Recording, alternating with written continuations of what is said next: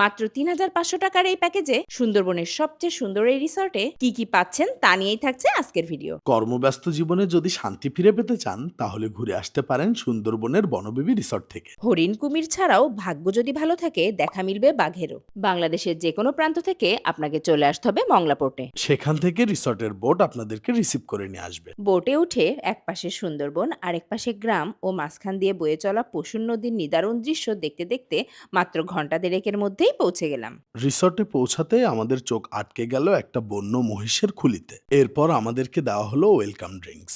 দোলনাতে দোল খেতে খেতে ওয়েলকাম ড্রিঙ্কসটা উপভোগ করছিলাম, আর এদিকে আমাদের চেক ইনের ফর্মালিটিসগুলো সেরে নেওয়া হচ্ছিল। রিসর্ট থেকে রুমে যাওয়ার রাস্তাটা ছিল গোলপাতায় ঘেরা, যা দেখতে অসম্ভব সুন্দর লাগছিল। আমাদের রুমটা বেশ বড় ছিল।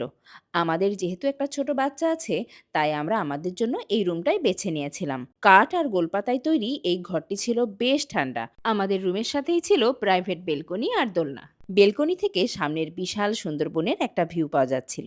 এরপর আমরা ফ্রেশ হয়ে সকলে মিলে চলে আসি দুপুরের খাবার খেতে। কিছুক্ষণ অপেক্ষা করতে না করতেই খাবার চলে আসে। দুপুরের মেনুতে ছিল ২ রকমের ভর্তা, এই নদীরই ভাঙাল মাছ দিয়ে বেগুনের তরকারি, পুঁইশাক আর আলুর পাতলা ঝোল, লোকাল মুরগি আর ডাল। সাধারণত আমি মাছ খুব একটা পছন্দ করি না, কিন্তু এই মাছের স্বাদ ছিল অনবদ্য। পেট আর মন জুড়ানো খাওয়া দাওয়া শেষে পড়ন্ত বিকেলে চা খেতে খেতে সুন্দরবনের ভিউটা সন্ধ্যা পর্যন্ত উপভোগ করলাম। সাধারণত অন্যান্য ট্যুরে গেলে আমরা ব্যস্ত হয়ে পড়ি। এখানে যেতে হবে, ওখানে যেতে হবে, কিন্তু এই ট্যুরের ব্যাপারটা টোটালি ভিন্ন। আমার মতে যান্ত্রিক জীবন থেকে মুক্তি পেতে এর চেয়ে ভালো ট্যুর আর হতেই পারে না। তারপরে চুই ঝাল আর রসুন দিয়ে রান্না করা হাঁসের মাংস দিয়ে তৃপ্তি সহকারে খাবার সেরে নেই।